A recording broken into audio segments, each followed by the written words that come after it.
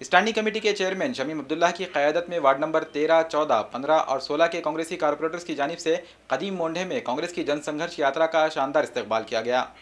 मरकज़ व रियासत की बीजेपी हुकूमतों की मानदाना पॉलिसियों और अवाम मुखालिफ इक़दाम की मजम्मत में निकाली गई कांग्रेस की जनसंघर्ष यात्रा वाजेगांव के रास्ते देगलू नाका बाफना इलाकों से गुजरते हुए कदीम मोंढा पहुंची। कदीम मोंढे में कांग्रेसी लीडर और स्टैंडिंग कमेटी के चेयरमैन शमीम अब्दुल्ला की क़यादत में वार्ड नंबर 13, 14, 15 और 16 के कांग्रेसी कारपोरेटर्स चांद पाशा कुरैशी, साबिर चाउश, मोहम्मद नासिर, मोहम्मद हफीज व दीगर की जानिब से जनसंघर्ष यात्रा का खैर मकदम किया गया।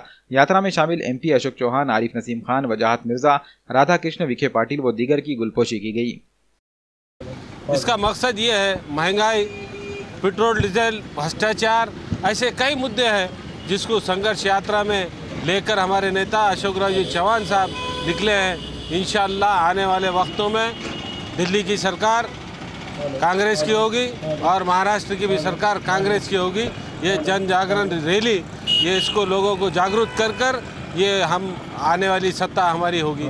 जो लोगों का समझो, हमारा जो भी निवेदन है उर्दू घर का, आरक्षण का, जैसा गवर्नमेंट ने हमारे को जितने तकलीफ दी, महाराष्ट्र गवर्नमेंट ने, हमारे अशोक राव जी साहब ने इसके बारे में जो यात्रा लेके निकले है, इससे सभी के निवेदन लेके इसका आगे हमें इसके बारे में इसके मालूमात जो लोगों को हमने पहुंचाए थे, लोगों ने वो निवेदन के ज़रिए हम जो संघर्ष यात्रा में सब लोग आ रहे हैं उनको हमारा निवेदन देने वाले हैं। ये जो संघर्ष यात्रा निकाली गई है, ये सिर्फ आपको लग रहा है कि कांग्रेस सत्ता लाने के लिए, ऐसा नहीं है। लोगों के दिलों में जो भड़ास है वो लोग रोड पर आकर के निकाल रहे हैं, कांग्रेस के साथ दे करके और बीजेपी और शिवसेना के विरोध में बोल करके। ये जो गवर्नमेंट है, इन्होंने लोगों का दिल बहुत दुखाई है, चाहे वो नोटबंदी के थ्रू हो, भ्रष्टाचार के विरुद्ध में हो, भ्रष्टाचार के विरुद्ध में बोल करके आकर के भ्रष्टाचार कर रही है गवर्नमेंट,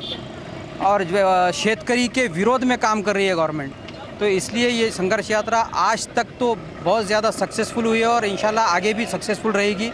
और गवर्नमेंट इंशाल्लाह 100% आने वाली गवर्नमेंट महाराष्ट्र स्टेट में और सेंट्रल में बिल्कुल बनने जा रही है कांग्रेस की, ऐसा हमें लगता है।